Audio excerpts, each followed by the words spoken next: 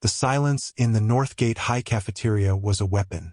It was wielded with the casual cruelty only teenagers could muster, a thick, suffocating blanket that isolated its target as effectively as any locked door. Today, the target was Finn.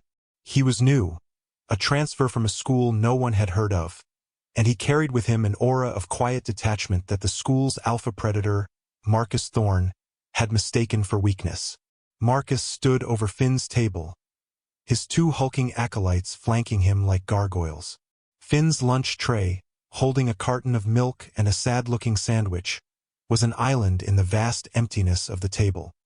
From 3 tables away, Leo watched. He was a fixture of the school's periphery, a boy so consistently overlooked that his presence had become a kind of ambient static.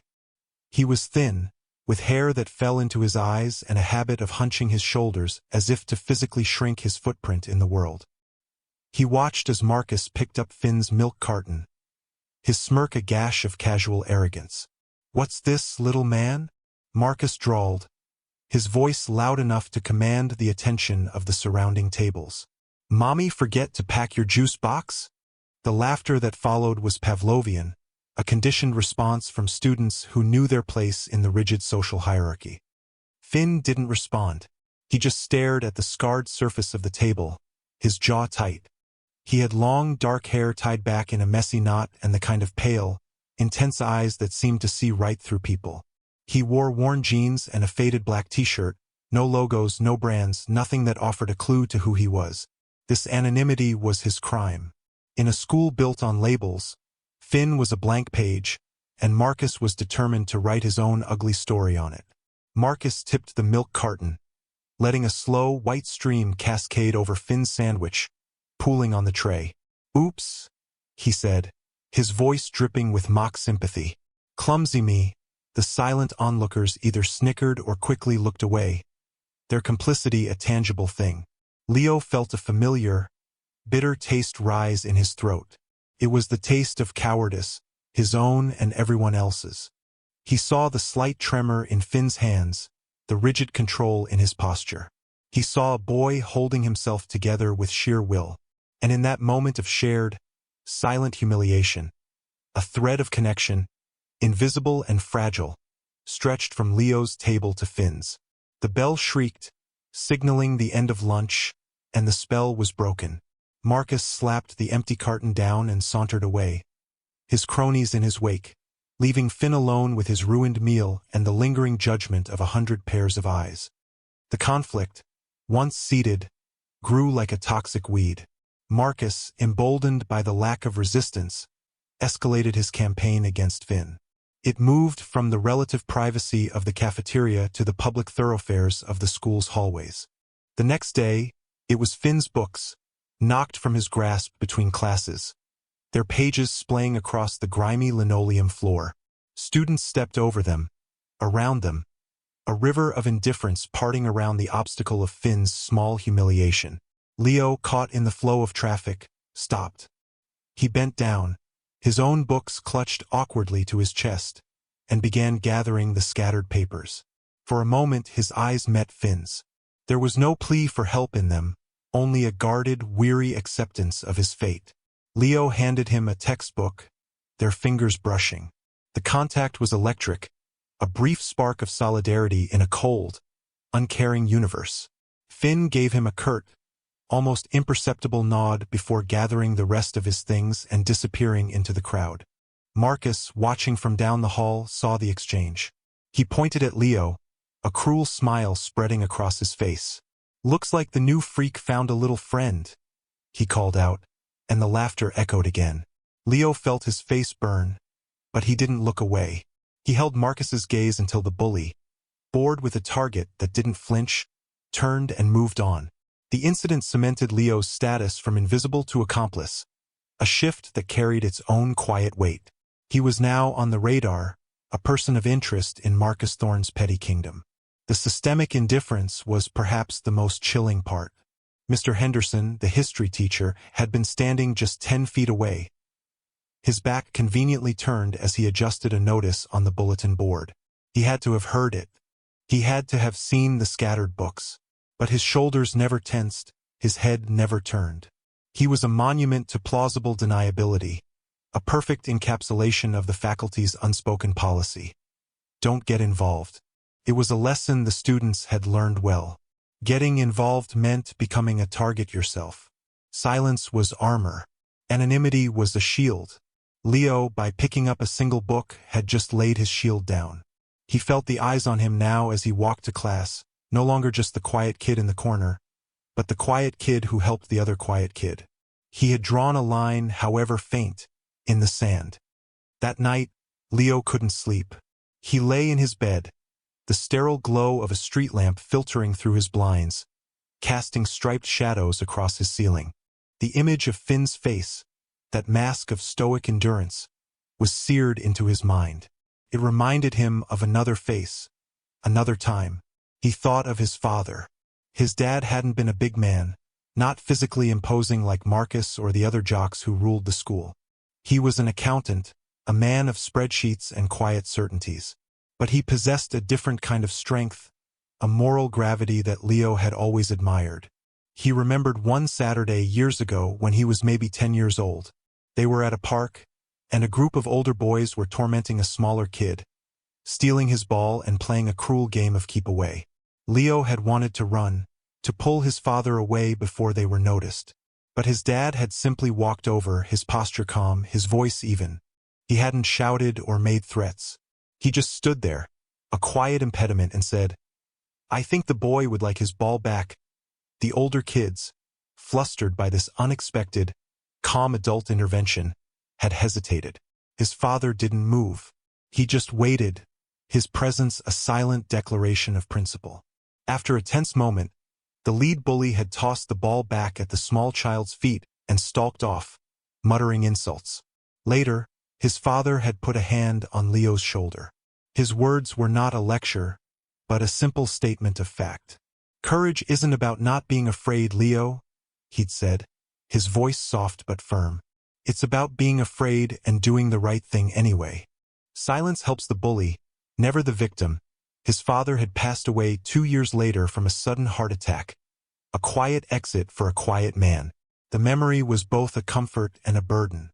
It was the code he had been given, the legacy of a man who believed in standing firm. Lying there in the dark, Leo felt the weight of that legacy. Every time he stayed silent, every time he looked away, he was betraying that simple, powerful lesson. Finn, with his guarded eyes and rigid posture, was the small boy in the park.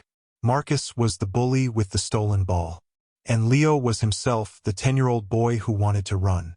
But he wasn't 10 anymore. The choice to be silent was no longer an instinct for self-preservation. It was a conscious decision to abandon his father's code. The thought settled deep in his gut, a cold, hard knot of resolve. He didn't know what he was going to do, but he knew he could no longer do nothing. The silence had to end. The school air on Friday was thick with a nervous, predatory energy. Word had spread through texts and whispers. Marcus was planning a welcoming party for Finn after the last bell. The term was a euphemism, a thinly veiled promise of public degradation. Everyone knew what it meant. It would happen in the student parking lot, the unofficial arena for the school's social blood sports. It was a place beyond the immediate reach of teachers, a gray zone where the law of the jungle prevailed. Leo felt the pressure with every tick of the classroom clock. Each slam of a locker, each burst of laughter in the hallway, sounded like a drumbeat counting down to a grim spectacle. He saw Finn in their shared English class. The boy sat by the window, staring out at the gray sky, seemingly oblivious to the whispers that followed him like a cloud of flies. But Leo saw the tension in the set of his shoulders, the way his fingers drummed a silent, frantic rhythm on his desk. He was a soldier waiting for a battle he knew he couldn't win. The community of students was a single, monstrous entity of passive observation. They were a captive audience, some thrilled by the prospect of drama, others sickened by it, but all united in their inaction. To intervene was to risk social suicide, to paint a target on your own back. Leo felt their collective gaze, their shared abdication of responsibility. He was one of them, yet he felt profoundly separate. The teacher, Mrs. Davison, droned on about thematic imagery in The Great Gatsby. Her voice a meaningless counterpoint to the real, brutal drama unfolding in her classroom. Did she not see it? Could she not feel the oppressive atmosphere? Or did she simply choose not to? The silence of the adults was the fertile ground in which Marcus's cruelty flourished. As the clock hand crept towards 3, Leo's heart hammered against his ribs. Fear was a physical thing, a cold liquid sloshing in his stomach. He imagined the scene. The circle of students, the jeering Marcus's smug face. He imagined Finn alone in the center of it all. The image of his father's calm face in the park rose in his mind, a beacon in the storm of his anxiety. Silence helps the bully, never the victim. The final bell shrieked, a starting pistol for the cruelty to come. Students surged from their classrooms, a human tide flowing towards the parking lot. Leo was swept along with them, his legs moving as if on their own, carrying him toward a confrontation he both dreaded and knew he could not avoid. He was terrified, but for the first time in a long time he felt a flicker of something else. Purpose. The parking lot was a cauldron of anticipation. Cars were parked in a loose semicircle, their hoods and roofs providing elevated seating for the eager spectators. In the center of the asphalt stage stood Marcus, basking in the attention. His 2 lieutenants, beefy and dull-eyed, dragged a resisting Finn into the clearing. A wave of murmurs and phone screens being raised rippled through the crowd. Marcus held up a hand for silence, a parody of a Roman emperor. In his other hand he held a pair of electric clippers, the cord snaking to a portable power pack one of his friends held. "Finn here is new," Marcus announced, his voice booming with false magnanimity. "And we feel his hair is just a little too long, a little too sad. We're gonna give him a proper Northgate welcome." A new look for a new loser, the crowd laughed. A nervous, ugly sound. Finn struggled, but he was held fast. His face was pale, his eyes blazing with a helpless fury. This was it, the final, crushing humiliation. Just as Marcus switched the clippers on, their electric buzz cutting through the air, a voice, quiet but clear, sliced through the noise. "Stop!" Every head turned. Leo stepped out from the crowd. He walked slowly, deliberately, into the center of the circle, his hands empty, his posture straight. He felt 1,000 eyes on him, but he only looked at Marcus. "Let him go," Leo said. Marcus stared, momentarily stunned by the sheer audacity of the school's ghost suddenly materializing. Then he laughed, a harsh, barking sound. "Or what? You gonna stop me, pencil neck?" Leo didn't rise to the bait. He stopped a few feet from them, planting his feet. He looked past Marcus directly at Finn. "It's my fault," Leo said, his voice gaining strength. "I'm the one who's been talking to him. If you've got a problem with someone new, take it up with me." He took another step forward, placing himself directly between Marcus and Finn. He looked at the clippers in Marcus's hand. "You want to humiliate someone? Do it to me." He stood perfectly still, offering himself up. It was a move no one could have predicted. It wasn't a challenge of strength, but of character. He wasn't fighting Marcus on his terms. He was creating new ones. The buzz of the clippers seemed to falter. The smug certainty on Marcus's face flickered, replaced by confusion. He had prepared for a fight or for tears, not for this quiet, defiant sacrifice. Leo held his ground, his heart a wild drum in his chest, ready to take whatever was coming. The moment stretched, taut and silent, broken only by the hum of the clippers in Marcus's hand. The crowd, which had been a single entity baying for blood, was now a fractured collection of individuals. Their smirks had vanished, replaced by expressions of shock and dawning confusion. They had come for a simple, cruel show, the strong preying on the weak. But Leo had rewritten the script. He wasn't weak, he was inexplicably strong, and his strength wasn't physical. It was a quiet, unshakable dignity that seemed to radiate from him, creating a force field around Finn. Whispers started to ripple through the onlookers, little pockets of dissent in the wall of silence. "Who is that?" A girl in the front row murmured to her friend. "That's Leo, right? From chem class." The friend nodded, her eyes wide. I've never heard him say more than 2 words. Another voice, from a group of skaters near a pickup truck, cut through the quiet. Dude, that's some serious guts. Marcus heard the whispers. He felt the atmosphere shifting, the power dynamic tilting away from him. His control over the narrative was slipping.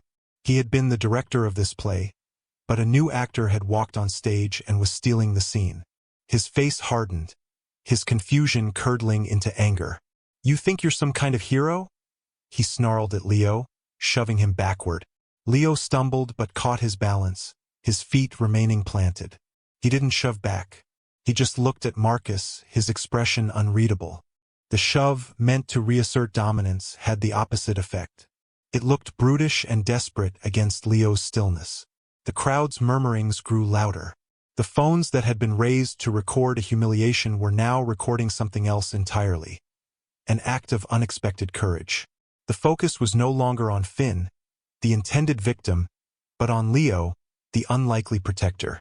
The whispers weren't of derision anymore. They were of respect.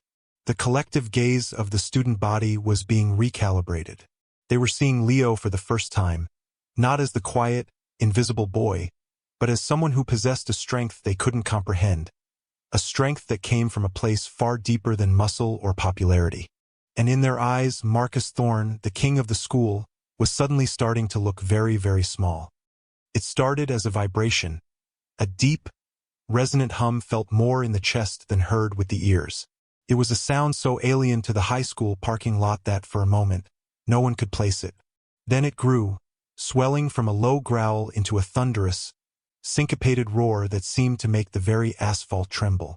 Heads turned in unison, away from the drama in the center and toward the road leading up to the school. Over the crest of the hill they appeared, a phalanx of motorcycles, sunlight glinting off an overwhelming sea of chrome and black leather. They weren't just a few bikes. It was a rolling tide, 20, then 30, a seemingly endless procession of steel horses. At their head was a massive Harley-Davidson, its rider a giant of a man. The column flowed into the parking lot with a practiced, intimidating precision, fanning out to form a wide, menacing arc that blocked the only exit. The engines dropped to a rumbling idle, a chorus of caged beasts that drowned out every other sound.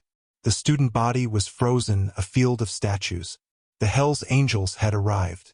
Patches and colors were visible on their leather cuts, symbols of a world utterly separate from proms and final exams. These were not weekend hobbyists. These were men who lived by a code that had nothing to do with the school's flimsy rulebook. The lead rider cut his engine, and the sudden, relative silence was more deafening than the noise. He swung a leg over his bike, his heavy boots hitting the pavement with a solid thud. He was immense, with a thick, graying beard and arms corded with muscle and ink. His vest was a roadmap of his life, covered in patches that spoke of loyalty, territory, and violence. He pulled off his sunglasses, and his eyes, cold and sharp, scanned the scene. They swept over the terrified faces of the students, over Marcus, who looked like he had seen a ghost, and finally settled on the 2 boys in the center of the circle, Finn and the stranger standing in front of him. This man, who the bikers called Preacher, started walking forward. The crowd parted for him like the Red Sea, students scrambling to get out of his path. His presence warped the very air around him, charging it with a palpable sense of danger and absolute authority. The king of the school had just been rendered a court jester in the face of a true sovereign. Preacher moved with a slow, deliberate gait that radiated power. He didn't run. The world waited for him. He walked right past Marcus, not even gracing him with a glance, a dismissal more profound than any threat. Marcus, who had been the center of this universe moments before, seemed to shrink, becoming just another scared teenager in a parking lot. Preacher stopped in front of the 2 boys. His gaze softened almost imperceptibly as he looked at Finn. "You all right, son?" he asked, his voice a low, gravelly rumble that was somehow quiet yet carried over the entire silent lot. Finn nodded, the rigid tension finally leaving his body, replaced by a wave of relief. He looked exhausted. "I'm okay, Dad," he said. The word "Dad" landed like a bomb in the silent parking lot. A collective, silent gasp went through the crowd. Finn, the quiet, anonymous new kid, was the son of this terrifying man. The pieces clicked into place for everyone at once. Preacher put a heavy, gentle hand on Finn's shoulder, a gesture of paternal reassurance. Then his eyes moved to Leo. He studied him for a long moment, taking in his thin frame, his defiant posture, and the fact that he hadn't moved an inch, even as a legion of bikers descended upon them. He was about to. Finn's voice trailed off, but he gestured toward Marcus and the clippers still clutched in his numb hand. "It's been happening for weeks." Everyone just watched. Finn's gaze swept over the crowd, a quiet accusation. Then Leo stepped in. "He doesn't even know me." He told him to do it to him instead. The story was laid bare, simple and unadorned. The truth of it hung in the air, undeniable. The other bikers, who had dismounted and now formed a silent, intimidating wall of leather, heard it all. Their faces, hard and weathered, were unreadable, but a subtle shift occurred. Their collective gaze moved to Leo, and the cold assessment in their eyes was replaced by a flicker of something else. It was a look of evaluation, of weighing and measuring. They were men who understood codes, who lived and died by loyalty and the concept of standing your ground. In this skinny, scared kid who hadn't thrown a punch, they recognized a currency they valued above all others: honor. Preacher's eyes remained on Leo, a long, searching look that seemed to peel back all the layers of teenage anxiety and see the core of the boy beneath. Preacher took a step closer to Leo. The sheer size of him was overwhelming. He was a mountain of a man, and Leo was a sapling in his shadow. Yet, Leo held his ground, his chin up, meeting the biker's intense gaze without flinching. The fear was still there, a cold knot in his stomach, but it was overshadowed by the rightness of his decision. He had done what his father would have done. He had stood firm. Preacher's gruff exterior seemed to soften, the hard lines around his eyes easing. "No one stands for nothing," he said, his voice low and meant only for Leo. "You stood for my boy. That's not nothing. That's everything." He reached up, not to his club's sacred colors on his back, but to a smaller, simpler patch on the front of his vest. It was a single, stark emblem, a lone wolf's head. With practiced fingers, he undid the stitching on one corner, then tore the patch from the thick leather with a single, sharp rip. The sound was stark in the silence. He held it out in his calloused palm. "In our world," Preacher said, his voice resonating with a deep gravity, "respect is earned. You earned this." He pressed the heavy, embroidered patch into Leo's hand. It was warm from his body, a tangible piece of a formidable man's identity. Leo looked down at it, then back up at Preacher, speechless. Then Preacher turned. His gaze fell upon Marcus Thorne for the first time. It was not a hot, angry glare, but a look of cold, absolute finality. He didn't raise his voice. He didn't need to. "This boy," he said, nodding toward Leo, his voice carrying to every corner of the parking lot, "and my son," he gestured to Finn, "are under the protection of this club. They are not to be touched. They are not to be spoken to in a way they do not like. You will make sure every person in this school understands that it was not a request. It was a decree." Marcus, pale and trembling, could only manage a jerky nod, his reign of terror dissolving into a puddle of fear at his feet. His cronies backed away, melting into the crowd.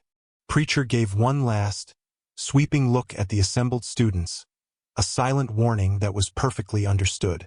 Then, he put his arm around Leo's shoulders, a gesture of inclusion, and walked him and Finn back toward the line of motorcycles, the crowd parting before them as if they were royalty. The moment felt surreal, a dream from which Leo expected to wake. He stood with Finn beside the massive Harley-Davidson, surrounded by a brotherhood of giants in leather. They didn't coddle him or pepper him with questions. They simply included him in their circle, a silent, powerful gesture of acceptance.